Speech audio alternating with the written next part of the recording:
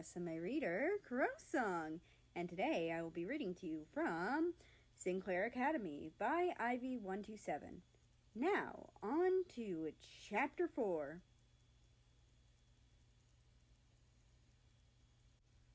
America's point of view. It's been a month since Russia tried to drink my blood. Since then, I haven't had any interaction, since I decided to take New Zealand's advice seriously. I avoided Russia and made sure he couldn't get close to me.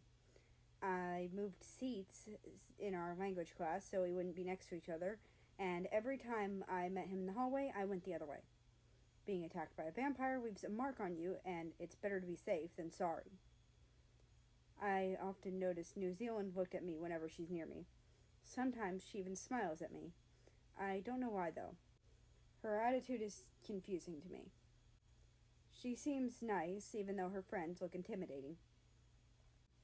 You know, I've been noticing New Zealand has been looking at you for a while now, Phil commented while we ate lunch.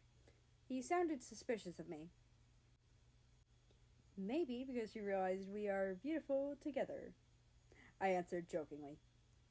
Via threw a tissue at me, while Phil frowned. I dropped my fork and looked at them both.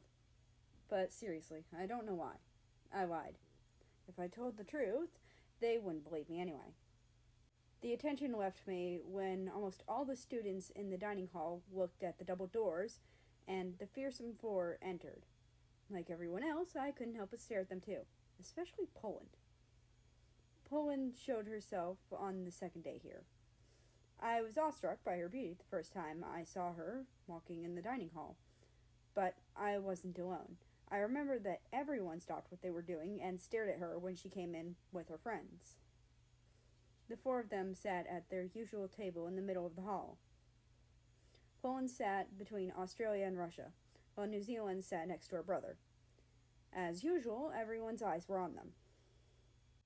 Oh, if Australia looked at me and smiled, I might be in heaven, Viet said, before glancing dreamily at Australia. Especially if it's Russia, no? Phil said, and then they both laughed.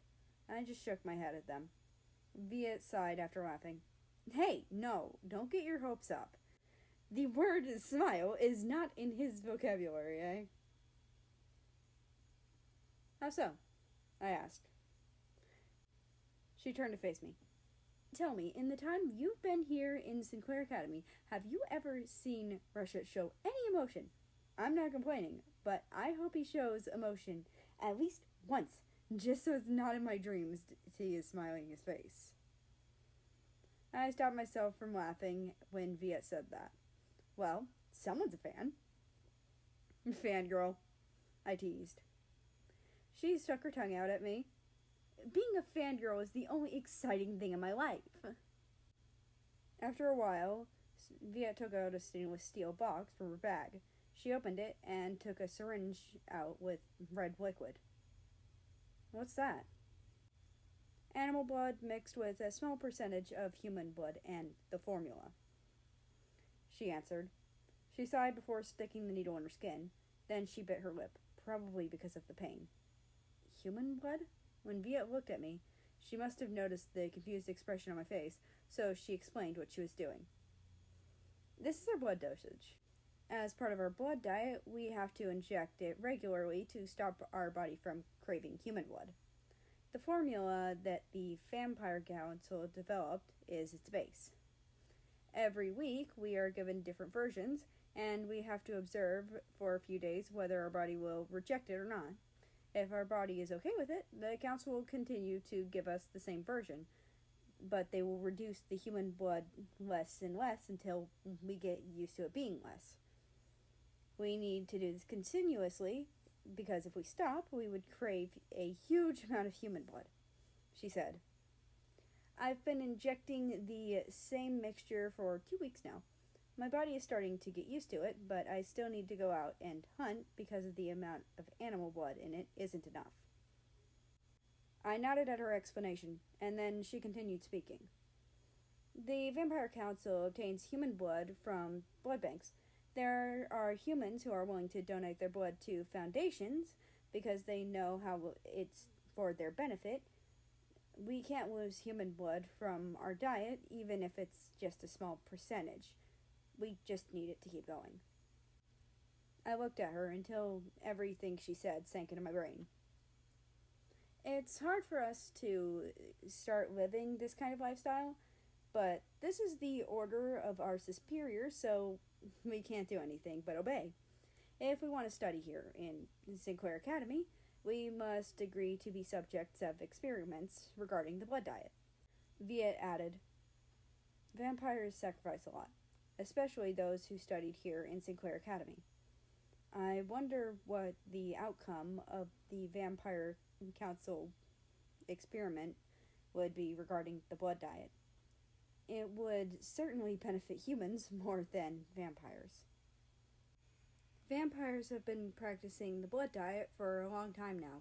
It was banned due to the belief that vampires are said to be weakening because of it, but 5 years ago, the high-ranking vampires decided to bring it back to Sinclaire Academy as their chosen testing site. It's been quite a while since they brought back the blood diet, but it's not that easy for my body to adjust to the different blood type. It's like our body has its own mind. It knows what it should and should not want. I frowned when I thought about something suddenly. What about those vampires who are not under a blood diet? What are they drinking? Some drink fresh animal blood, but others prefer human blood from blood banks and foundations. Before, a small percentage of the high-ranking vampires also practiced in drinking the blood of other vampires, but now it's looked down upon and highly discouraged. But others still can't avoid killing humans for themselves, I said softly. She nodded. Yeah, some vampires get out of control when they don't, and the bloodlust needs to be handled. How does it feel to be injected with the blood dosage? I looked at Viet's face after I asked that, because I'm not sure if my question was offensive to her kind. She gave me a dry smile. I don't feel hungry, but I don't feel full either. How are they? I asked and glanced at the fearsome four. Viet shrugged. I don't know, but there are rumors that say they are under the blood diet. I'm not surprised. They seem special? I was going to say powerful, but that works too. Viet chuckled before clapping her hands. Sir Yuan's out today, so we have a free period later. Good luck, Phil commented. Why? I asked. Viet shrugged. Someone just announced the reason. Phil groaned. You guys are good, he said, annoyed. It looks like someone is too lazy to study. But Phil left us after lunch hour. As he walked away from us, he grumbled about how it was unfair that we got a free period while he was stuck in class. Where are we going? I asked Viet as we walked down the hallway. I'm in the study hall. I still have an assignment to finish. You? I'll just follow you. I'll just go to my locker. Do I need to put a tracking device on you? You might get lost again. She teased. What? No, I've been here for a month. No, absolutely not. How many times have you lost your way? She asked, grinning. Is it my fault that this academy is so big? Yeah, leave me alone and go do your homework. I pushed her away, but she didn't leave immediately. She teased me a few more times before she finally left me alone. When Viet left, I walked to my locker. I hummed the theme of a popular children's show as I walked. Because I miss Canada. How is he? It's been a month since I moved out of our house to live in the dorm, and I still haven't been back there once. Mother told me not to go home until I get used to living in Sinclaire Academy. Now that I'm a bit comfortable here, I think I can stay at our house on weekends. I'm sure Mother misses me, even though she doesn't say anything anytime I call. How How childish. Shit! I jumped and clutched my chest when I heard a familiar voice speak. I was stunned when I saw New Zealand and Russia standing near me. She was holding him by the neck as she pulled him like a child. She was also approaching me. Hi, May. New Zealand greeted me. There was a huge grin on her face. Hello? I greeted her in confusion. What are they planning to do? Should I start running away from them now? New Zealand elbowed Russia, so he glared at her. Hi. Russia grumbled. I raised my eyebrows. Russia wants to apologize for the stupid thing he did, New Zealand said. It's not my fault he wasn't looking where he was going. Well, it's not his fault that you lost control, New Zealand retorted, before sighing. You're here to apologize, not blame him, remember? We talked about it. Silence enveloped the surroundings, and I looked back and forth at the two of them. New Zealand crossed her arms and glared at Russia. She looked like she was ready to pounce on him at any moment now. I didn't know if I should be scared or laugh at both of them. What, aren't you going to talk? She asked him. Sorry. Excuse me? I said, and then brought my ear closer to him. Sorry. He gritted out. Huh? He looked at me again. Sorry. He gritted out again. Excuse me, what did you just say? I said sorry. He screamed and glared daggers at me before walking away. When Russia left, New Zealand and I both laughed. Oh my gosh, I made the right decision to befriend you, she said. She was laughing out loud while clapping. I smiled. I don't know what came into my mind to do that to Russia. I just wanted to know if it was true, what Viet said earlier, that he doesn't know how to show emotions. I didn't expect him to get bored so quickly. I have to give you a medal, New Zealand said when she was done laughing. What for? You're the only one who has made him scream like that. What? Russia doesn't speak often. There's a blockage in his throat, but when he does speak, the person he's talking to is sure to be annoyed by what he has to say. I just shook my head, because I don't know if I should answer what she said. Do you need anything else? I'm going to my locker. Come on, I waited so long to talk to you again, and then you're just going to drive me away? It's not...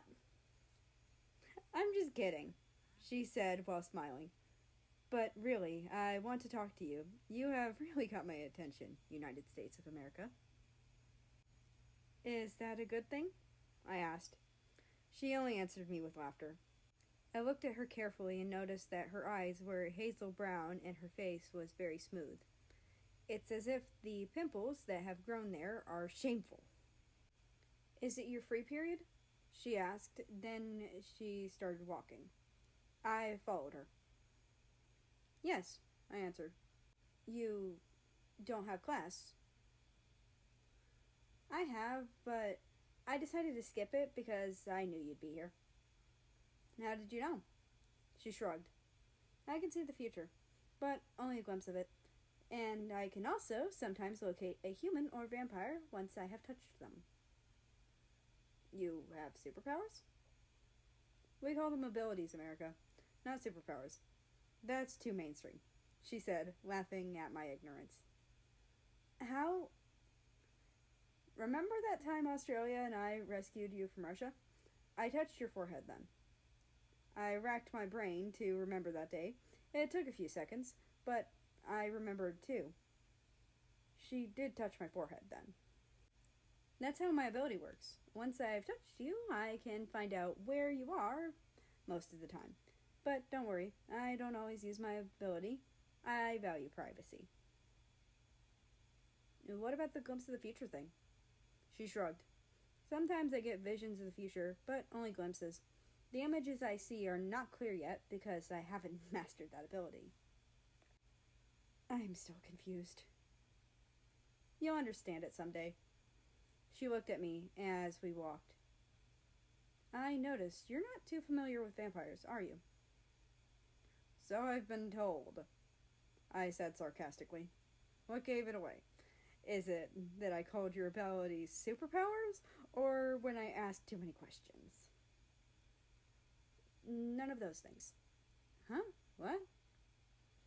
She looked at me, and I saw a smile form on her lips. The first time I talked to you, you treated me like a normal student.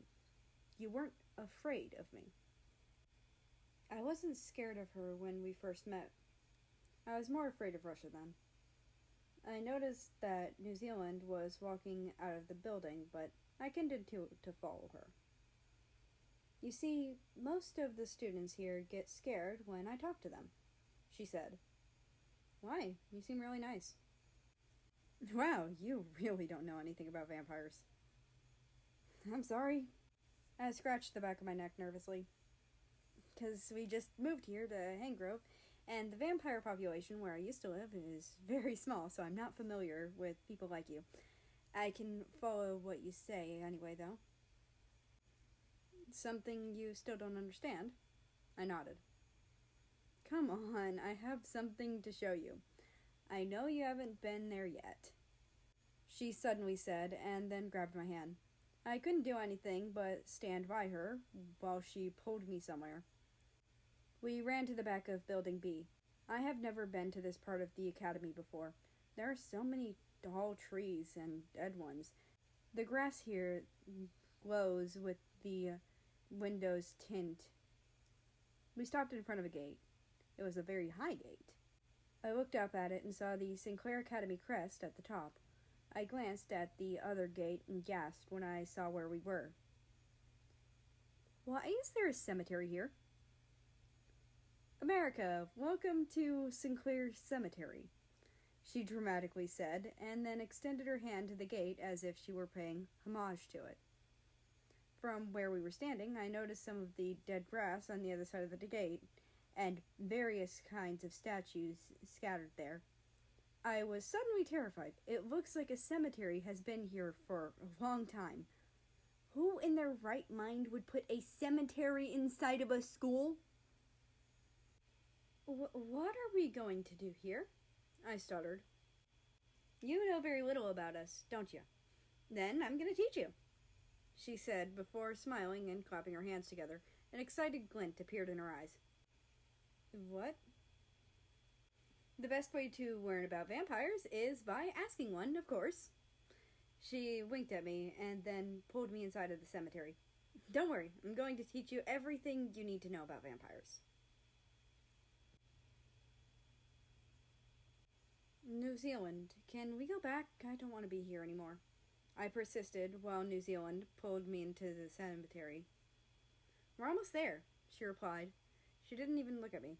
I looked at the gate of the cemetery and saw that we were getting further and further away from it. Where are we going? It just is... I step on dry leaves and hear the sound of branches falling from the trees as we walk. I was terrified every time we passed a tombstone, so I avoided looking at them. This place is creeping me out. Why is there a cemetery here? We finally stopped walking when we reached a clearing. There was no tombstone in sight in this part of the cemetery. New Zealand sat under a huge tree, then patted the spot next to her. You should sit, she said to me. I hesitated to go to her side, but I did it anyway. I just made sure that there was a safe distance between the two of us. I have another class, maybe... Don't worry, you won't do anything important in that class. Besides, Russia is your classmate in that subject, right? If I were you, I'd stay away from him for a while. Let him cool down first. His head is still too hot. Why me? New Zealand was the one who made him apologize in the first place. It's okay to go without an apology.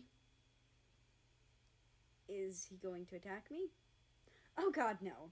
He's just annoyed with you, so don't show yourself to him yet. You two seem pretty close, I said while staring at nothing in particular. I really don't know how to talk to her. Of course we are. We're family. Are you guys related? Not really. Our family is close to each other and we grew up together, so we consider each other as family. She shrugged before leaning against the trunk of a tree behind us. So, where do you want to start? In the beginning? I'm not sure of the answer. She bowed and seemed to think. Do you know what vampires rank in the pyramid? I know some things about it, I answered shyly. She turned away. Where did you live then? Why are people like us banned from you? She teased. I smiled slightly at that response. Let's go into details. I focused my attention on her and listened carefully. Vampires are ranked into 4 categories based on our bloodline. The most powerful vampires belong on the top of the pyramid. They are called purebloods, or royals. Even though our form of government is not monarchy, they are technically royalty. They are the most important type of vampires because of the vampire race starting with them. They used to run the world before humans and other creatures were given equal rights, and the world was divided by territory. They're called purebloods because their blood is not mixed with other races. Vampires are immortal, and we can stop aging whenever we want to. So you can't estimate our age with just a glance. But there are some purebloods who opt to grow old and die because they believe there is nothing left in the world for them. She explained further. Purebloods' abilities are very powerful, but they only use it when they really need to because it attracts rogue vampires and other creatures. I nodded to New Zealand to gesture that I understood what she was saying, and then she continued to explain. The Vampire Council treats the purebloods as their main priority. They are sacred treasures. It is forbidden to defy them, and it's against the law to kill or even harm them. The punishment is heavy if you are caught hurting one of them. You should never mess with purebloods because you don't know what the consequences will be. What will the consequences of this be? I was stunned by what she said. Note to self, never mess with purebloods. She laughed a little at my reaction, then continued to speak. The second level of the pyramid is composed of the elites. Australia, Poland, and I belong to this group, she said, then smiled. We are powerful too, but not as powerful as purebloods. Our abilities are much more limited compared to them, and we have to obey them at all costs. Really? She nodded. In case you don't know yet, Australia and Poland are our cousins. The Diornitis and the Woodson are 2 of the most powerful clans of elite. The representatives from both of our clans make up the council elders. They, along with the representatives of purebloods, are considered high-ranking officials in the Vampire Council. But there are many more elites in the Vampire Council compared to purebloods because our population is larger than theirs. Why is the population of purebloods less compared to elites? If they're the most powerful, shouldn't they be more? Purebloods are only about 20% of the vampire population, and they are scattered in different parts of the world. There are only a few of them now, because there was a crisis then. It was revealed what happens when someone gets a hold of pureblood's blood, so there was a killing spree, and so many of their kinds lost their lives. New Zealand then continued speaking. For some reason, she looked annoyed. If you ask me, killing purebloods for blood was pointless because their blood is not easy to handle. Aren't they scary? Not really, she said before smiling wickedly. It was as if she knew something that I didn't. Suddenly, I was nervous. You should know that families of purebloods and elites are also individually ranked. How's that? You mean families are not equal to each other at each level of the pyramid? I asked. Yes, our family, for example, is the top family of the elites. We are next in line to the lowest ranking family of purebloods. So your family is very powerful then? She nodded. Yes. Now, do you understand why other students are scared to talk to me? They know that they shouldn't mess with my family and my abilities, she said. Speaking of abilities, there's a difference in the elite's abilities. You know that my abilities are already, but you should also know that Australia, my twin brother, is an empath and Poland has telekinesis. Now I know why there's 3 of them that stood so high and mighty. They have power that they can back up with confidence. I know what telekinesis is, but what is empath? An empath is someone with the ability to sense someone else's feelings. Australia can easily identify what you feel with just one touch and adapt to it. So right now, I'm telling you, do not touch my brother. There's more to his power than sensing emotions. I nodded quickly. Note to self, don't let Australia Woodson touch you. You're so powerful, that's why everyone looks up to you. She laughed softly. But it's not that easy to be one of the elites, America. After a few moments, she spoke again. Common vampires, also known as average vampires, belong to the 3rd level of the pyramid. They have no special abilities. They only have normal vampire traits. They are faster and stronger than the average human, and they also tend to heal faster. They have the largest vampire population. They outnumber the purebloods and the elites, but we are still more powerful than them. Are common vampire families individually ranked too? She shook her head. Nope, they're all equal. I just nodded again. The last level of vampires' pyramids is composed of rogues. Compared to us, they have a different physical appearance. Their skin is paler and their fangs are much longer. Their pupils are dark reds and the veins under their eyes are, well, they are considered a disgrace to the vampire race because they kill humans for their blood. Their strength is based on the amount of blood they drank, she explained. Like purebloods, rogues are also very dangerous. They are vampires that have gone mad. Bloodlust makes them crave human blood, even vampire blood. They usually target humans and common vampires because they are the easiest to catch, but purebloods are still their #1 target. I kind of feel sorry for them because it's not easy to live when you feel the bloodlust every day, but what they do is still wrong. I've heard of rogues before.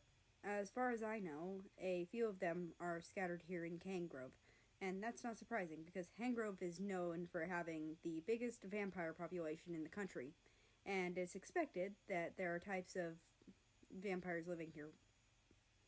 Their uncontrollable thirst for blood is the reason why the Vampire Hunters Association was formed. They are my kind's answer to the problems that rogues have caused. New Zealand looked at me. That's everything you should know about the ranking of vampires in the pyramid. Do you have any questions?